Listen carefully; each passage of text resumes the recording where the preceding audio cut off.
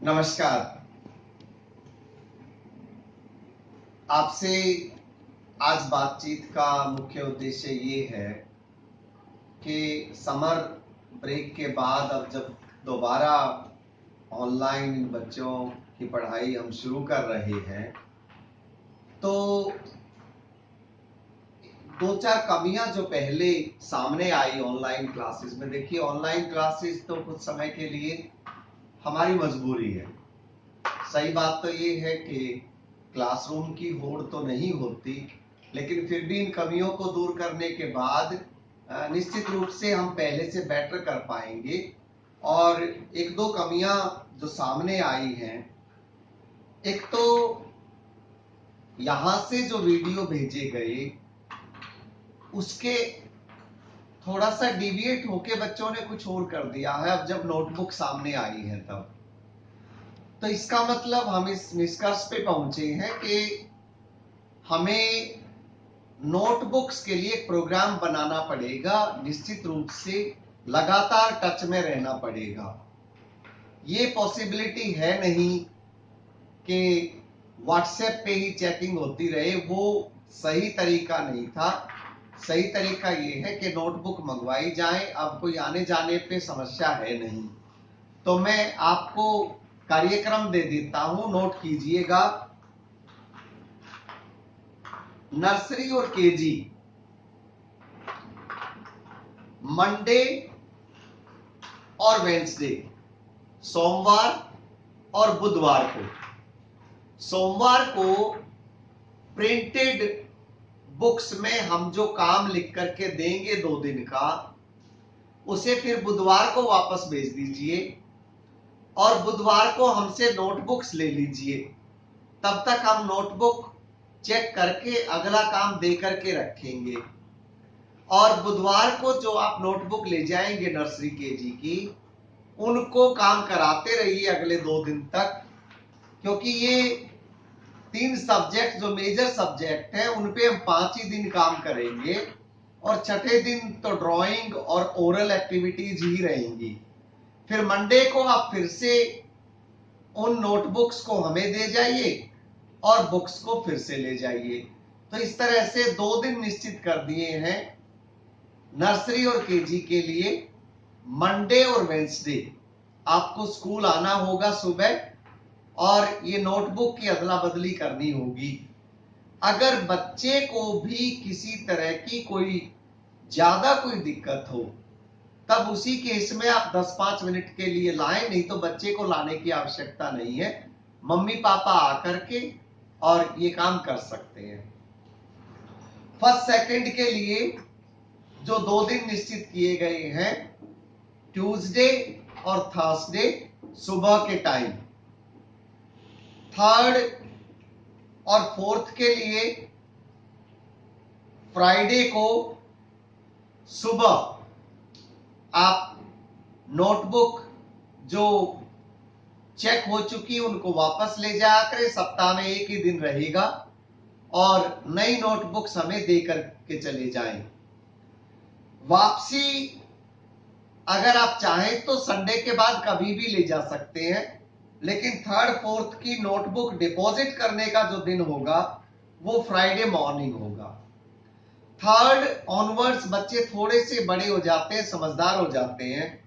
अगर उनको कोई बात वीडियो से समझ में ना आए तो आप उस बच्चे को अपने साथ ला सकते हैं 10-15 मिनट के लिए, जब तक आप सैनिटाइजेशन के बाद नोटबुक्स डिपॉजिट करेंगे, दूसरी नोटबुक्स लेंगे। इस प्रक्रिया में जब 10-15 मिनट आप यहां रहेंगे, तब तक मैं आंगन में बच्चे को बैठा मिलूंगा पेड़ के नीचे।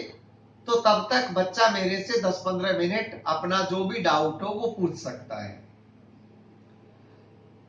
फिफ्थ और sixth Friday evening notebook deposit करें।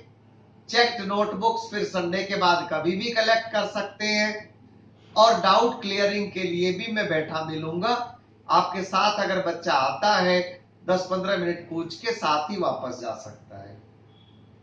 इसी तरह से 7th सैटरडे का टाइम रखा गया है अर्जुन नगर ब्रांच के लिए, मैं यहां मिलूंगा और सैटरडे को सुबह अगर कोई बच्चे नोटबुक्स देना चाहते हैं तो वो सिरोली में दे सकते हैं मुझे, मैं वहां उपलब्ध रहूंगा 10 बजे के आसपास। आप फिर उसके बाद नोटबुक 2 दिन बाद कभी भी अपनी वापस ले जा सकते हैं। चेकिंग के बाद 2 दिन के अंदर मैं आपकी पूरी चेकिंग कर दूंगा।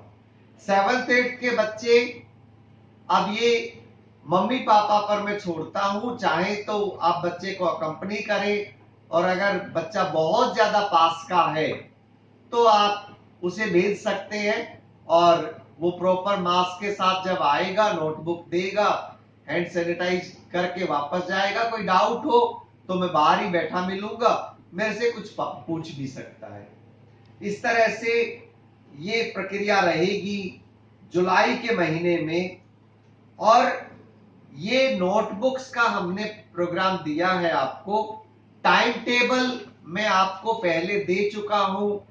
मुझे पूरा विश्वास है कि आपने अभी तक ग्रुप में टाइम टेबल देखा होगा।